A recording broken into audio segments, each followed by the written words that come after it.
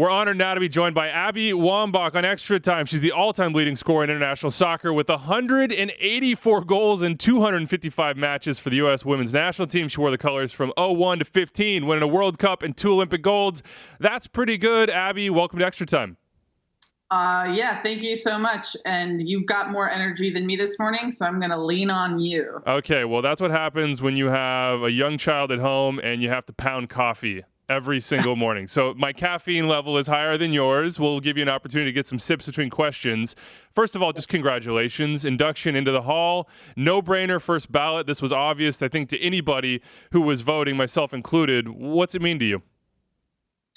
Well, I think that, I've had some time to think about it since I've been named the next class. And obviously, I feel grateful and humbled and all of those amazing feelings. But, thinking about the full body of my work from the time that I was a little kid, from 5 years old, and the dreams that I had for my life and my career, I mean, I think that the way that it kind of panned out and played out far exceeded anything that I thought possible. And the biggest reason for that is because there really wasn't anything to dream of. There was no professional league like we see in the NWSL. There really wasn't a known national team. And I think that I feel very proud of being a part of the process of growth and being a part of obviously some wins, but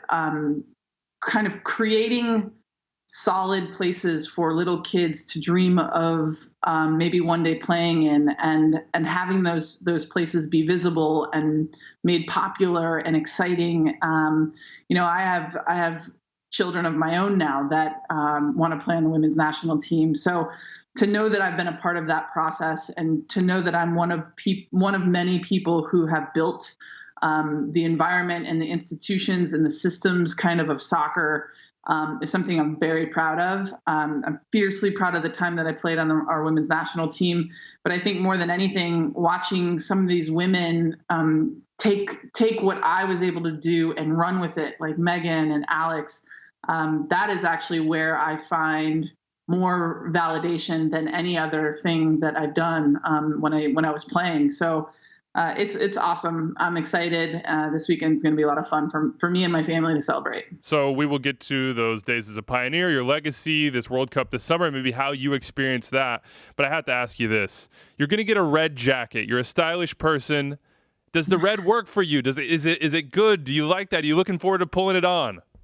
Yeah, I like myself a little bit of fashion, and of course I like kind of the fashion that is a little bit off what normal the norm fashion is. So yeah, who knows? Maybe I'll sport this thing more than just this weekend. Maybe the red will really go with my complexion. It's a prime color, so yeah, I'm excited. It's exciting, I mean, to be a part of a system and to be included among so many other legends is something that feels like a dream in many ways. But also when I think about how much work that I put into my career and the time that I spent traveling the world building and continuing to build on what many women and men built before me, it'll be fun. Yeah, but the fashion part, we'll see. I'll let you know after. We will see on that one. I got to ask, 20% of voters didn't have you on the ballot.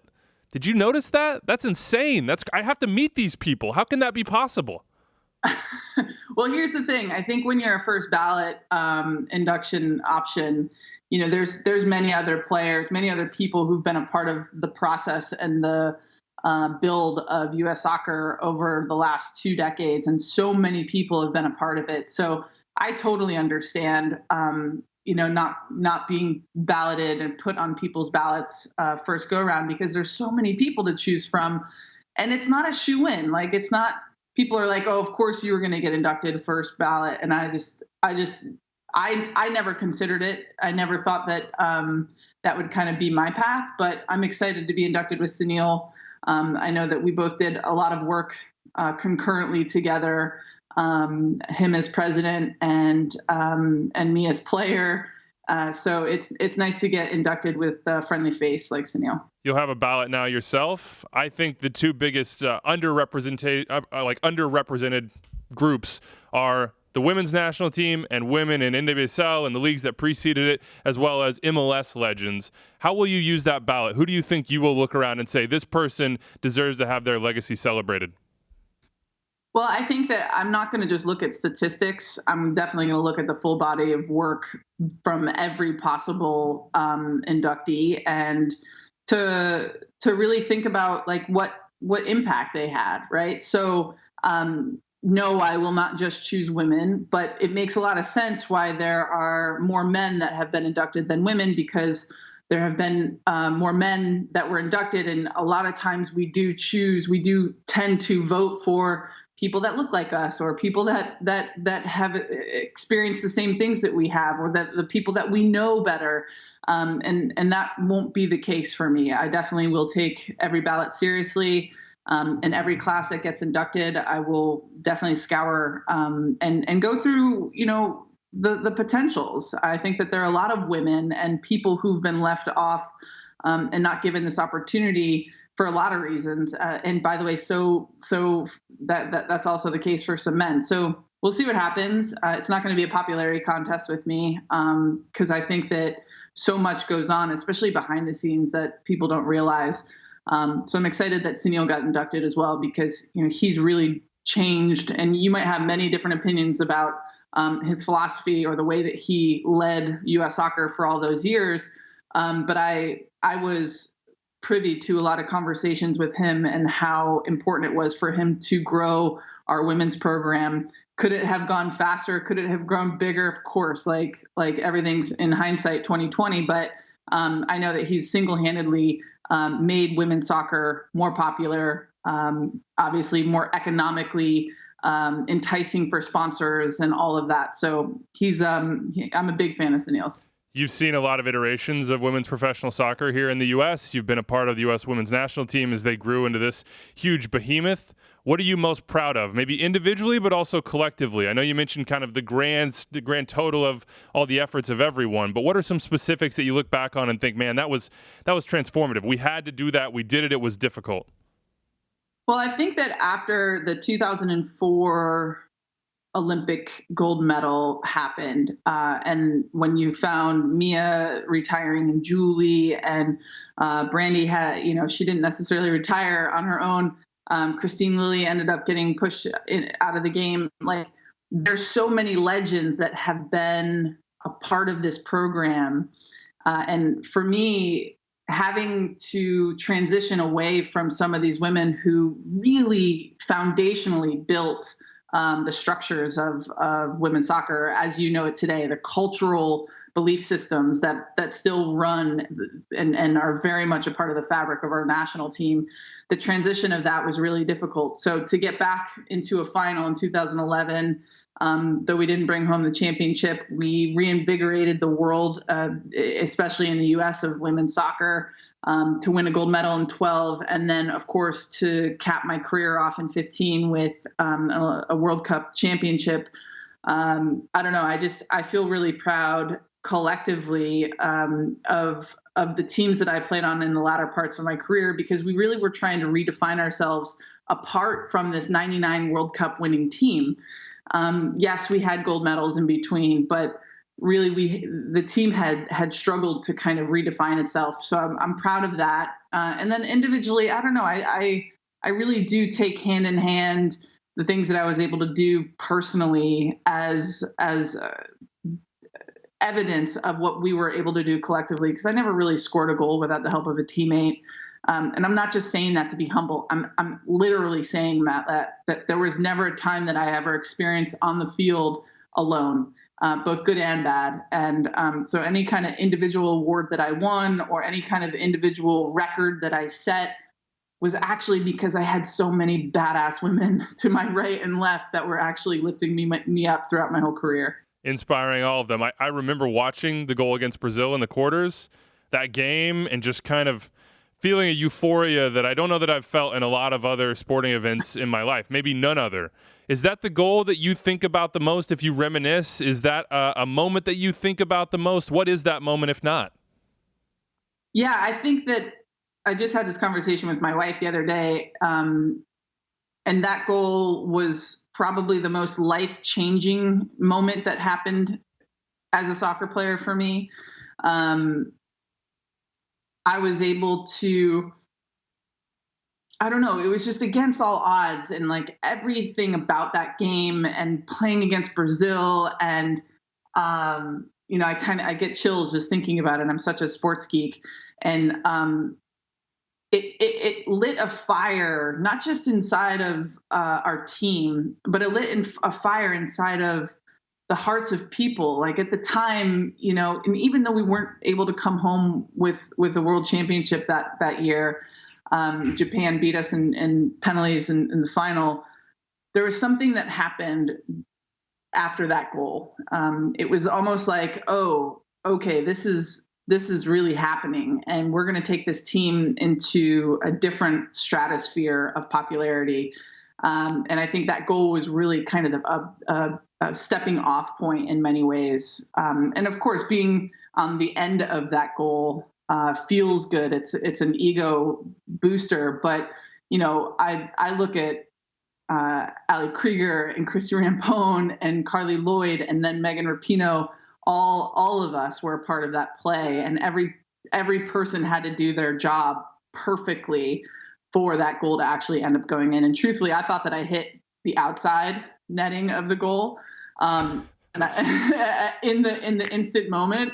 And I think I had a blackout like experience, like so much euphoria. Like, could that have possibly gone in? And I don't really remember much about the celebration, except I remember running over to the corner flag and sliding on my knees and seeing that there was concrete just beyond the sidelines and feeling like, uh-oh, I'm going to get injured. So I pop up and I actually slip trying to like save my knees. And that's when we kind of got dogpiled as a team over in the corner flag.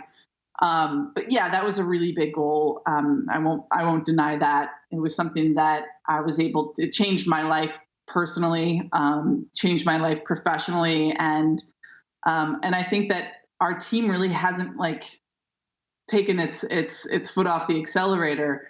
I know that the Olympics in 2016 didn't go as we planned, but I think this last summer proved that we are a force to be reckoned with, and hopefully always will be. Back-to-back World Cups, your final World Cup in 2015, you've got over that hump. Individually, collectively, ticker tape parade. I mean, everything that you could have hoped for from that final tournament. What did that mean to you? And then, of course, we'll get to this summer. Well, it meant everything in so many ways. Like, thinking back, because I've done a lot of thinking back, I've written a book and trying to put down what I learned as a national team player in books like Wolfpack. And I go on the speaking tour, and the things I think about and things I talk about are very much not just the full body of my work, but that World Cup in 15 was really important for me. Later on in the tournament, I was coming off the bench, a role that I never really had on the women's national team. And so when I was in it, I didn't realize how important that moment was just for the women's national team specifically. And I didn't know at that moment that this was going to be my last World Cup. I kind of understood that would be the case, but I didn't know that I was going to retire 6 months later. So that period of time was like very special, also really hard, as a competitor, as, a leading goal scorer, as a captain, as a leader of our team. I had a totally different mindset of how the World Cup would go. But what I ended up learning about actually coming off the bench and technically being benched, right, was that everything I needed to know about leadership was actually sitting right there on the bench next to me. It was my teammates, and it was the choice that I had to make. So I'm so proud of not just winning that tournament, but actually responding to a benching in that way that allowed not just our team to win, but actually allowed me to learn real, true life lessons that actually, that's what I go around the world talking about now. life is not perfect, and sometimes it's going to bench you, and you get to choose what kind of response you're going to have to it. And I think that because of that, it has allowed me to have a total different career and a career path post soccer.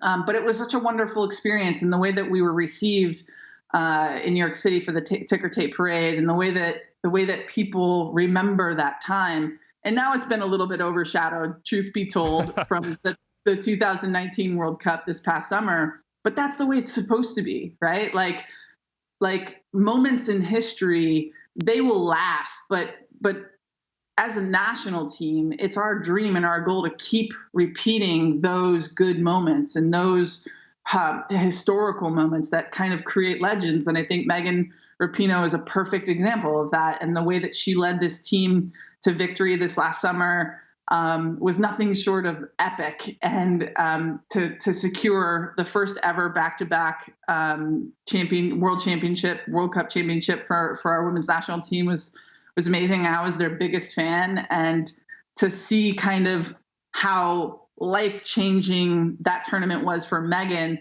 is something that brings more joy to me now than maybe any award or any honestly any championship I ever won, because that is essentially what we're trying to do down here, is to make the game better or to make the place better than when you found it. And I think that more championships is in fact indicative of that.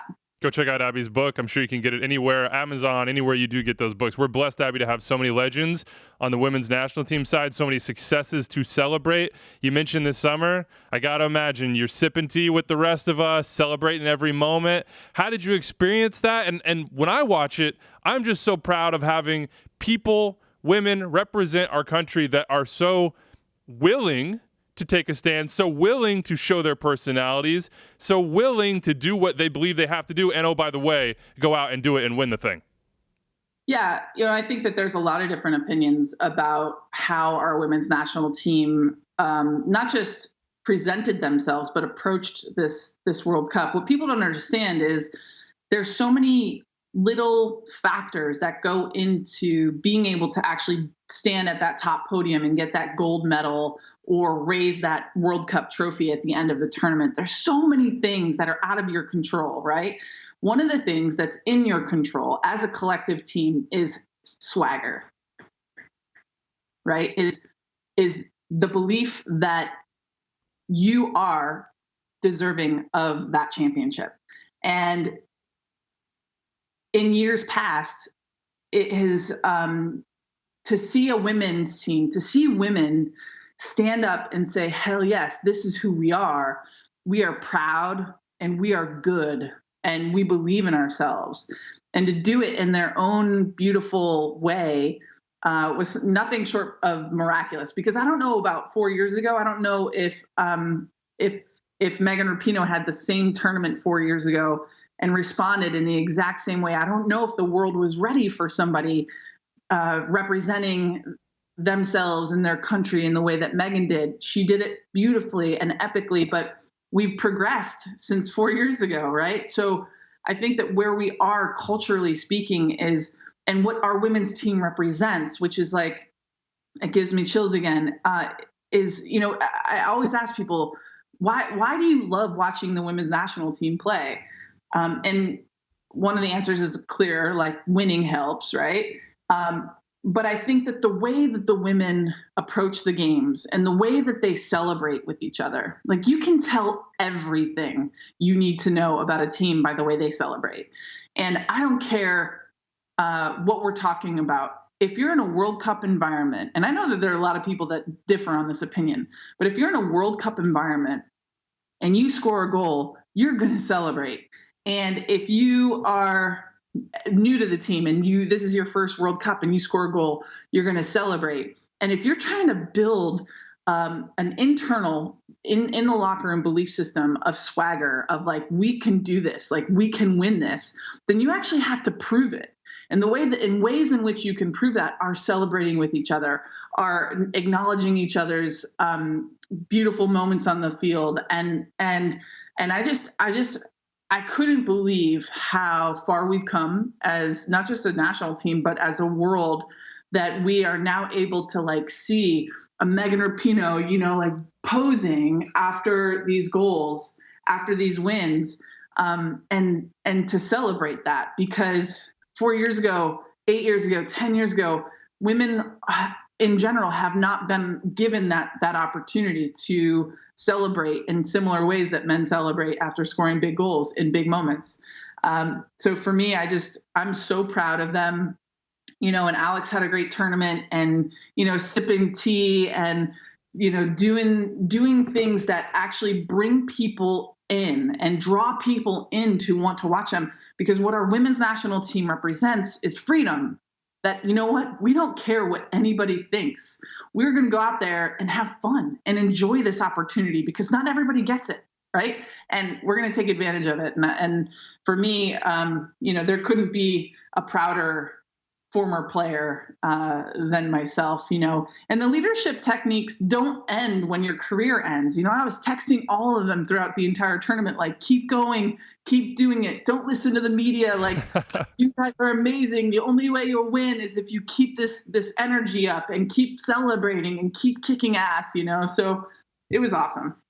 I often think about the sort of like lightning rod status that they had, and how you deal with that in such a huge moment for you personally and collectively, and to have all these eyes on you.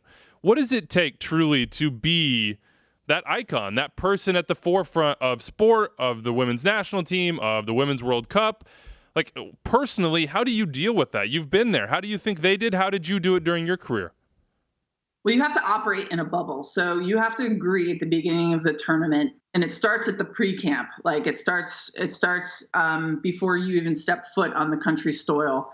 You create an environment where nothing goes out to the world unless it's necessary, right? So the coach creates this environment. The players are creating like an environment that is safe, that is protected, right?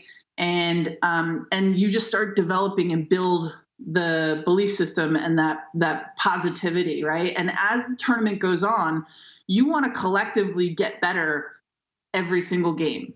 And one of the things that the coaching staff has done really well in 15 and the 19 World Cup Championships is that they're not playing for just the group stage games.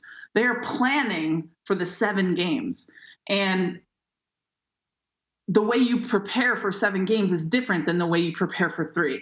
So if you are playing in your mind, in your ideal state, planning for these 7 games, then there's going to be some of your best players that cannot play in game 2 or cannot play in game 3 for saving their legs or yellow card infractions or whatever the some sort of injury, whatever it is. And you found that. But that process starts an entire year before the World Cup starts, is playing many players, getting many players into different lineups, playing different formations so you can attack any team that you face off against. And Jill and Tony did a fantastic job doing that. And here's the problem, is that it doesn't provide for a complete cohesion of a team until you get to the tournament. It's a very big gamble, hoping that the multitude of starting lineups that you've had for the previous 12 months is going to come together for those 7 games. So it's very complicated. And I'm glad that I'm not a coach, and it's a big risk, but I thought that we saw during the tournament, even no matter who was on the field, players stepped up. Kristen Press comes on when Megan Rapinoe gets a knock and scores a goal, right? That only happens because Kristen Press started 6 out of the last 10 games. And though she hadn't started in the first game, you know, like, so there's all of these complications and things that have to go into getting to that 7th game. I have no idea what the question was, but I'm super intrigued by team chemistry and how to build and how to keep that bubble tight. That's what the question was. How do you keep it, and how do you rise under that pressure? And I think that you just kind of feel the energy and you let the energy fuel you, right? Rather than let the energy stress you, you use the energy from the crowd, from each other, from media, from friends, from family, and you use that to energize you for those 90 minutes or 120-minute games. There's a fight that's energized now, and that is for equal pay, and the women are fighting for that, and you see their male counterparts supporting them as well. What do you think of this lawsuit, what your former teammates are doing as you kind of watch from probably not afar, actually, and encourage them? Well, I think that, when I retired from the game, I was lucky enough to be awarded this Icon ESPY award. And Kobe Bryant and Peyton Manning, they were on my left and my right at the ESPYs in 2016. And so honored, so grateful, right, to get this award. I thought, wow, we women, we finally made it. And then all three of us turned to walk off stage, and this other feeling arose inside of me.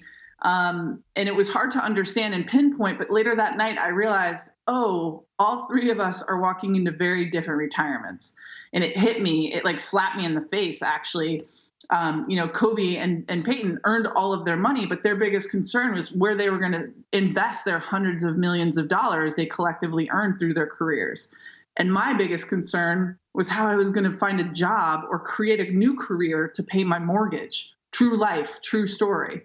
And that is the life of a female athlete. And why is that? Like, how can our women's national team be so popular for these moments, the Olympics and the World Cup, yet we don't reap any of the same financial rewards that male professional athletes have? I think that there's a lot of different kind of debates that people do take with this U.S. soccer lawsuit that the women are taking U.S. soccer on. The number one is that, the women don't bring in as much money. But the facts are, in 2016 to 2019, the women's team actually earned more money than the men's team. So that whole debate is debunked. We're done with it. And then the other side of it is that our women's team, we win, right? Like, we win tournaments, and we do really well, and we bring home championships. So that needs to be rewarded on some level as well. And then, nobody really talks about the marketing component to the women's team. And for the women's team to be successful and to have found as much success as they have without having the same kind of marketing investment that the men's team has had is nothing short of a miracle. So the women are not asking for more, right? They're not saying we want to be paid more than the men, because they actually have an argument for that. What they're saying is we want to be treated equally. And what we know to be true is that this is not just women's professional soccer's issue. This is women's issues everywhere. So if this was happening to me in 2016, it's still happening to Megan. It's still happening to Alex. And if you go beyond professional sports, this is every woman's story. So I love that they're taking this on. I love that they are using and leveraging the Women's World Cup in their favor. I love that they're being fearless, because when you go against a formidable power like U.S. Soccer, with whom have great bank accounts, right? Because these women, they have to pay for their lawyers. Like, truly, people don't understand that our women's team doesn't have the massive bank accounts like U.S. Soccer does, that they can just keep paying lawyers and lawyers and lawyers. It's truly a David versus Goliath system, and these women are paying these lawyers out of their pocket just for the chance at maybe getting more equally paid. And thinking about Megan Rapinoe and Alex Morgan, they're not going to necessarily be the ones that reap the reward from this lawsuit. It's the generation that will come behind them that are going to probably reap the massive reward. So it's a fight that's necessary. It's a fight that I'm super behind them on. And quite frankly, I feel a little bit jealous, because maybe I should have done this during my tenure as a national team player, so that they didn't have to. But I'm glad that they're doing it. Abby, we would talk to you for hours if we could. Of course, you have other obligations, but I have one more for you since we're on this topic. NWSL, I know that you watch. I know it's near and dear to your heart, and I just wonder what changes you might make to help drive the league forward. What's it doing right? What could it change? Let's say you're commissioner for a day. Let's say you own a team. What can be done? Well, I think that, first of all, what we've seen from from this last World Cup is huge increase in attendance numbers. And if you're an owner or you're somebody who's trying to sponsor one of these teams, that's probably the most important number to continue to raise in the right direction. I think that what would be smart is seeing what the MLS did, right, and trying to in some way attach ourselves to some of these MLS teams. Back in '94. There's been teams that have started and failed, and now the buy-in for some of these MLS teams is over $100 million, right? So that kind of investment, if that kind of investment was also given to the women, you could imagine how much more popular this league would be, right? So for me, it's my job to embed myself or to have the conversations with some of these MLS teams and say, hey, listen, here's a really huge avenue for potential growth inside your corporation. And it has nothing to do with the men's team. You can actually create an entire new business that sits right next to this men's team. And you could see this thing grow, and it might take 10 years, right? But I think that you're finding some of these MLS teams are seeing the profitability and the potential for growth in women's soccer. And you're finding a lot of not just the new ones that are popping up, but you're finding a lot of MLS teams going, wait, we need to get on this train before it starts costing way too much. I was at a Thorns game. It was awesome. Abby, I know you have other interviews to do. It kills me to let you go. Wolfpackbook.com. Go check out Abby's book. And, of course, follow on Twitter, Abby Wambach on Twitter. Thank you so much, Abby. Congratulations on your career. A well-deserved honor. We'll be watching on Saturday as you go into the Hall of Fame. Awesome, man. Thanks for having me.